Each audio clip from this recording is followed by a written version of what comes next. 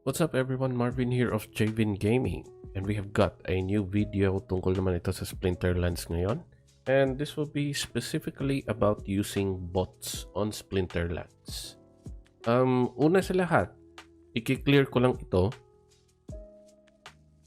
Using bots in Splinterlands are allowed. Ilang beses na yung kinonfirm or sinagot yung tanong na yan dun sa Discord and sa Telegram. Bots are legal sa Splinterlands, pero it's up to you kung gagamitin nyo o hindi. Ako ginagamit ko kasi hindi ko na to ginagamit tong account ko basically, so nakatenga na lang, so might as well use it since they have announced na legal ito. So 3 accounts ginagamit ko and 3 accounts din yung nilalagay ko sa bot. So, pero bago natin simulan, wag niyong kalimutan na click yung like and subscribe button dyan sa baba, and also to click that notification bell para alam nyo agad na nag-upload ako ng new video or nag-live ako sa YouTube. So, ayun na nga. So, yung bot na to, nakita ko lang to sa GitHub. And so far, ito yung may magandang takbo since it is using an API. So, meron siyang binabasehan na database. And nagbabase siya sa mga history ng ginagamit mo or yung mga nakasave na history. So, ayun. Ginawa ko lang tong video na to kasi ang daming nagtanong kung paano gawin to eh. Pero di ko kayo ini-encourage na gamitin to kasi mas mainam pa rin na kayo yung gumawa. Kasi automated lang to. May patterns or algorithms lang to na sinusunod. So, pwede maaaring magmali to. And also, the win rate will depend basically sa cards na meron kayo. So, ito na yung una. So, lahat ng links na kailangan yung pindutin or gamitin ay ilalagay ko sa description. So, huwag kayo mag-alala para mas madali. So, ito na yung bot mismo. Ultimate Splinterlands bot version 2 experimental. May have bugs. By PC Jones ito. So, una sa lahat, ida-download nyo ito. Para ma-download ito, i-click nyo itong code. Itong green button, and then click download zip. So ayan, nagda-download na yan sa baba. Next, kailangan natin mag-download nitong .NET 5.0. So ito na, na-click ko na to. So ayan, da-download nyo kung 64-bit yung OS nyo, 64-bit, kung 32-bit, download nyo itong x86. So after that, download naman tayo ng Chrome driver. Ito yung magko-control sa Chrome browser nyo para makapaglaro yung bot. So para naman malaman kung ano yung tawag dito version ng bot, ng Google Chrome nyo, punta kayo dito sa tatlong tuldok na to, nasa top right corner, sa ilalim ng close. Click nyo to, and then help, then about Google Chrome. And Chrome is up-to-date version 94. So, close natin to. Version 94, download natin yan. So, download natin Windows 32. Kasi Windows tayo. So, close lang natin. Punta tayo sa downloads. Ayan. And dito na tayo. Chrome driver Ultimate Splinterlands. Na-download ko na to kaya di ko na yan. So, ayan, nandito na tayo sa download folder natin.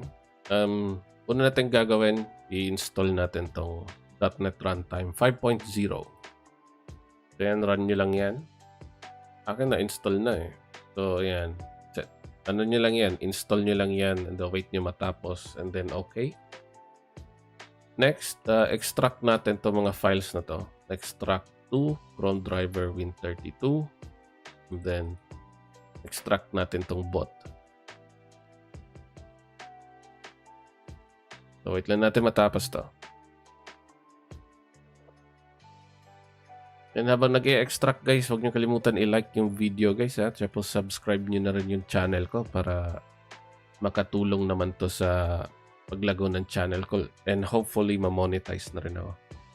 So next, ayan, punta na tayo dito sa Chrome driver Win32. Itong file na to, nag-iisang file lang yan. Right-click nyo and then copy. Punta naman kayo dito sa bot folder, itong Ultimate Splinterlands bot version 2. Ayan. Punta kayo, rekta kayo dito sa bin, release, net 5.0. Then ayan na. Dito, ipipaste nyo dito yung Chrome driver. Ayan, pumasok na siya. Next, pupunta kayo dito sa config. Ito, para to sa mga accounts nyo. Kaya lang. Yan. So, ang gagawin nyo para makalogin kayo, kunwari sa akin, 3 yung accounts ko. Jvin, na ganyan yung spelling. Iba-iba lang yung spelling sa akin eh. Yan. So, ang gagawin nyo para ilagay, kailangan nyo ng posting key. Kailangan nyo ng posting key, guys, ha. So, paano makuha yung posting key? Punta kayo dito sa Splinterlands. Click nyo tong pangalan nyo.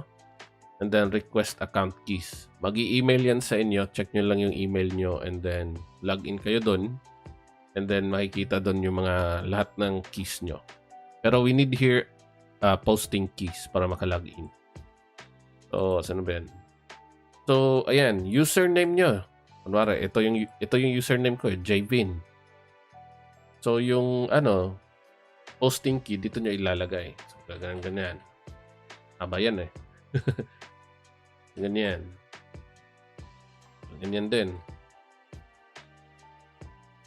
So, ganyan. Username, tapos ito, and then posting key. Posting key, yan. Same goes with the other accounts. So, ganun lang. So, pero ikakat ko yung video saglit, ilalagay ko yung posting keys ko para makita nyo kung paano gumana ito. Okay? Lang guys.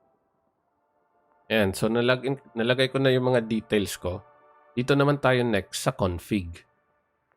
Ito sa config, ito yung mga codes na, kunwari yung mga trabaho. Ito, prioritize quest.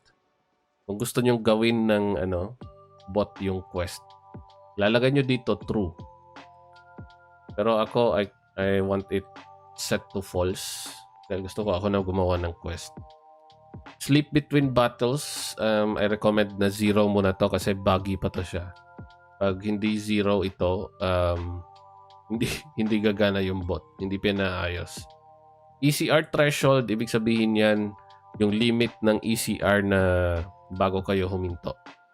So, kung gusto nyong 75 lang, yan, 75. Once magpass ng 75 ECR yung accounts nyo, maghihinto siya, magre-rest siya until pwede na ulit. So, claim season reward, false nyo na lang yan. Claim quest reward, pwede nyo rin i-false to para kayo na mag-claim at makita nyo.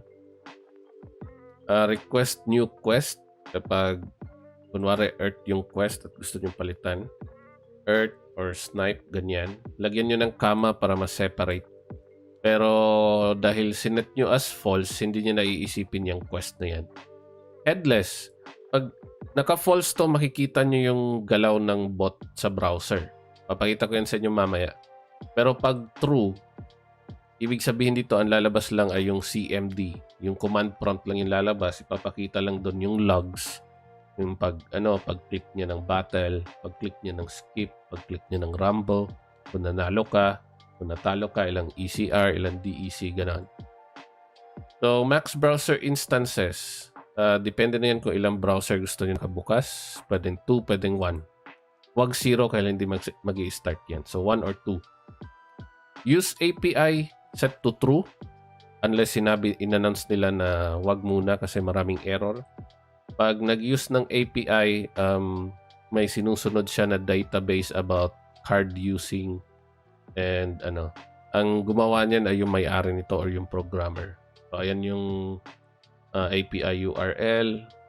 Ayan. And then debug false, huwag nang galawin yan. Write log to file, false.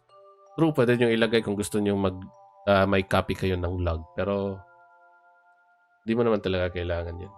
Not unless gusto mong i-copy yan. So once you're done, hindi to kailangan kong iset to 0 to dahil, or at least 10 dahil mababa yung ECR ko ngayon eh. So close natin, save. And then, once you're done, close lang natin tong mga browsers just to be sure. And close lang natin tong mga browsers to be sure. And then, hanapin nyo dito ito. An Ultimate Splinterlands Bot version 2. So, double click nyo lang. Tapos lalabas to, command prompt. Ayan, load reading 3 accounts. Sa kabilang window lumabas eh. Kabilang screen lumabas, sorry. Ayan.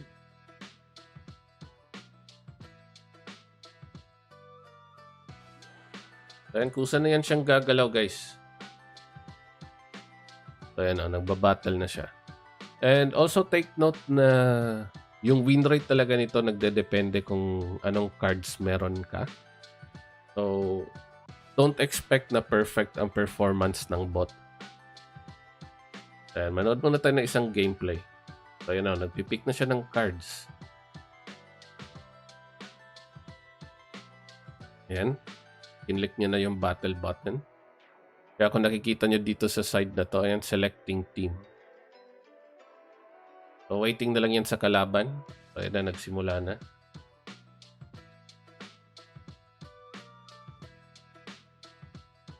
So, makita.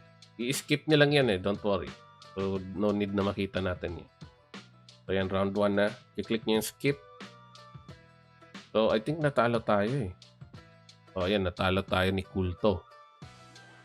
So, ayan, antay lang natin matapos tong isa pang account.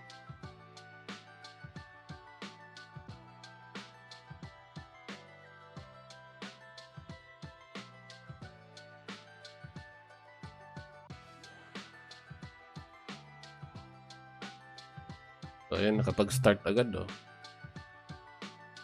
And ito, water splinter. Huwag naman sana ganun din katagal ulit. Ayun, mabilis. Water splinter din yung kalaban. Ano naman, manalo. Pantalo yata tayo dito, ah. Ang pangit naman ang pinakita. Ayun, panalo. Panalo. Yun. At least may panalo sa tatlo. So, ayun. Ipapakita ko naman sa inyo kapag naka-headless. Headless, para to especially sa may gagamit ng laptop na mas maliit yung resolution. Kasi meron siyang error na hindi niya nakiklik yung battle after picking cards. So, kung gagamit kayo ng laptop na hindi mga 1080p ang resolution ng screen, you need to set headless to true, okay? So, ang downside lang nito, hindi nyo makikita yung gameplay or yung ginagawa ng Pero you can still track the logs. So, ayan. Double-click natin to. So, ayan. Lumabas na. Trying to log in. So, ganito lang yung makikita nyo, guys. Hindi siya, hindi mo makikita yung galaw ng game, galaw ng bot sa website ng So, ayan o. Naka-login na siya sa account ko. Waiting for the battle button. Battle button clicked. Requesting team from API. Ayan na yung sinadjust niya na cards na gagamitin. Ayan, sineselect niya na yung team. And then next niyan ay click rumble button yata. Wait lang natin. Ayan na, rumble button click. Next niyan ay skip. Then de-declare dyan kung nanalo kayo or natalo. So, natalo na naman tayo. So, close na natin para hindi na siya search ulit ng match. So, that's it, guys. Ayun na yun. So, ilalagay ko lahat ng links sa description, okay? And then, again, use this at your own risk. Hindi ko yung sinasuggest na gamitin nyo. Ginawa ko lang tong video na to para sa mga interesadong gawin ito at handang i-risk yung account nila kung sakaling may ban wave na gagawin whatsoever. Pero sinabi nila na wala daw. Pero again, do this at your own risk, okay? So again, this is Marvin of Javin Gaming. Sana nakatulong tong video na ito, and see you again on my next videos. Bye-bye.